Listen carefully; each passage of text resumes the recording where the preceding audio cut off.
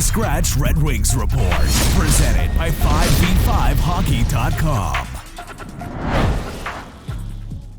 Yo, welcome back to the Healthy Scratch Red Wings Report. It's Buschy with you once again. If you like today's video, please like, comment, subscribe for more Red Wings content. Some of you may remember a few years ago, I put out a video called Trust the Yzer Plan, Roster Turnover. What I did is when Steve Yzerman took over the Red Wings until 2 seasons later, went through every single transaction that he made, trades, free agents, waiver claims, anything like that where a player was moved from one team to the Red Wings or vice versa, and looked at the insane amount of turnover that Steve Yzerman did to this Red Wings team in his first few seasons as GM. What we concluded at the end of that video was pretty shocking to me when I went through it. There was only 4 guys left from the Ken Holland era that were on the starting roster. What I want to do today, part 2 of the Yzer Plan roster turnover. How much more has Steve Yzerman flipped this roster? It's going to make your head spin. Now, if you want, watch part 1, check it out, see how far it goes, get to the end, look at where this team was. We ended at the beginning of 2021, and that's where we're going to pick up right now. These names are going to be a little bit of a blast from the past for you guys, so buckle in. Now, what I want to say is when you guys see these lines,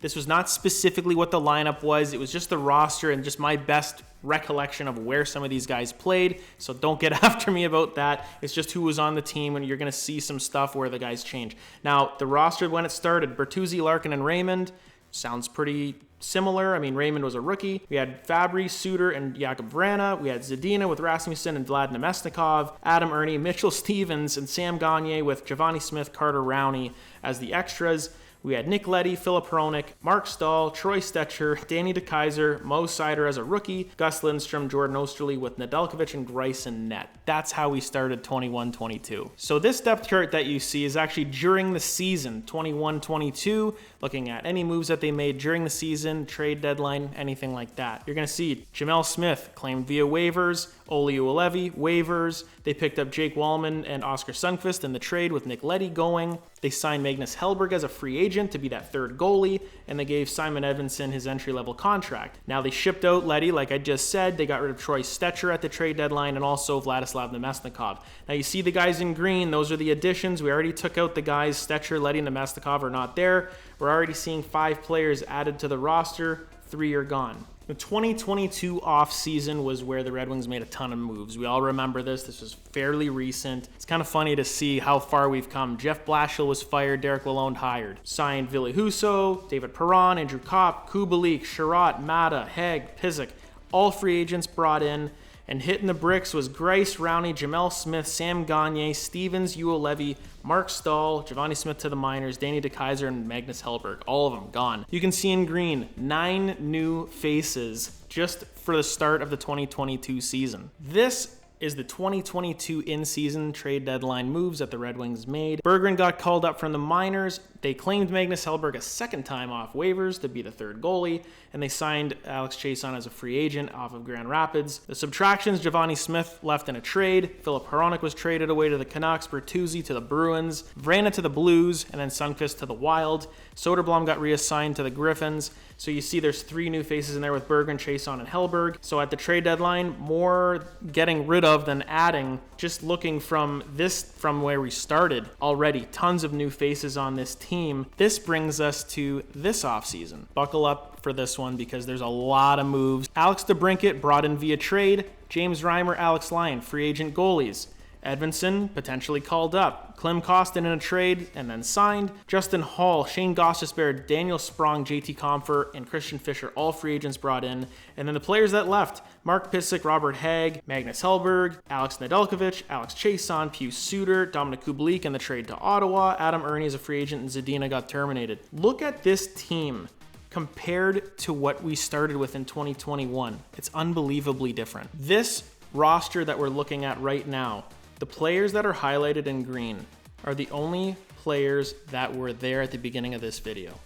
Larkin, Raymond, Rasmussen, Fabry, Veleno, Seider, and Lindstrom. That is insane turnover if you ask me. 7 players left from 2 seasons ago. Steve Yzerman got rid of all the dead weight and brought in new, fresh blood trying to build this team. And if you really want to make your head spin, the only players left from the Ken Holland era, technically, Dylan Larkin, Michael Rasmussen, and Taro Hirose, who's going to be in Grand Rapids.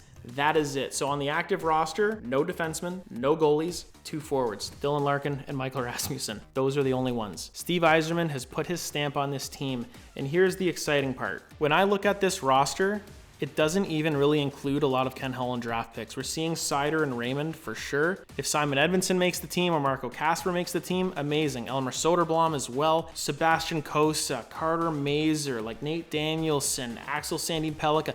Like there's all these players that are coming up right now that are in the system, that are high draft picks, that are Steve Yzerman picks that haven't even cracked the team yet. This is where I sound like a Steve bot, like an Yzer bot. Patience is something where it's not like football where you can just flip the team around in a night and now you're going to make the playoffs, you're going to be a contender. It's a little bit tougher in the NHL. With these prospects coming through and you're starting to see them sprinkle into the lineup now, once these guys are regulars, I think that's where you're going to see some of these contracts like Sherratt and Hall and Kopp all start to fall off the books just at the right time for Marco Kasper to be a second-line center, for Nate Danielson to be in the mid-6, to see Axel Sandin Pellikka come in and be a top 4 defenseman potentially, to see maybe Simon Edvinsson be a top pair defenseman with Mo Seider, to see Sebastian Cossa or Trey Augustine come in and be an elite starting goalie. We haven't even seen that yet. All Yzerman has done is flip the whole roster on its head, continue to add talent to try to make this team better, to try to make the team tougher to play against. One thing that I've been seeing with a lot of these moves is that they're going to be a tougher team to play against defensively. You're not going to score on them really, really easily like there was a few years ago where they had like no defense. We saw it. At one point, this team had Nick Leddy, Filip Hronek, Mark Stahl, Danny DeKeyser, Jordan Osterley, and Gustav Lindstrom on the same team. Like that is a nightmare. With Thomas Greiss in net and Alex Nedeljkovic saving everyone's ass. I think that the turnover is absolutely bonkers to me. And I say that even doing the research and thinking about it now. Yzerman has probably looked at this team over and over again and looked at it. And remember when he came in the first few years, he was talking about his core was Larkin, Mantha, Filip Hronek, and Tyler Bertuzzi. Those 4 guys were mentioned a ton, and guess what? There's only 1 left. And now that core's changed to Larkin, DeBrincat, Raymond, Seider, Wallman. These are guys that I think that are going to be here for a long time, to be a core of this team, to build around when all these young picks come in. So do all of these moves looked at all at once kind of blow your mind a little bit about how quickly Yzerman has made these moves and turned the team over? I think sometimes we as fans look at this and we forget how far we've come from the mess that Ken Holland left us, if you look at my original video a few years ago, to what we have now.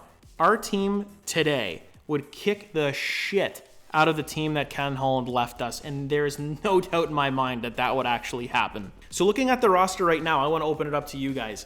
Are there any moves or any players specifically that the Red Wings should target? And I'm not talking about names. If you have a name here or there, maybe you're looking at the free agents for next season or potentially at the trade deadline, considering where the Red Wings might be, if they're close and maybe they're buying. Who do you think they should go after? Do they need a top 6 winger? Do they need a number 2 defenseman? Do they need a starting goalie? What do you think is the best thing that Steve Yzerman could go out and get? Because he just got Alex DeBrincat. He finally got a goal scorer. What's the next thing that they need? And do you think that one of those players may be in-house? Maybe it's one of the prospects that are coming up. Could it be Elmer Soderblom? Could it be Marco Kasper? Could it be Nate Danielson? Any of these players, could they fit the bill going forward? So if you liked the video, please like, comment, subscribe for more Red Wings content. I'll see you in the next one.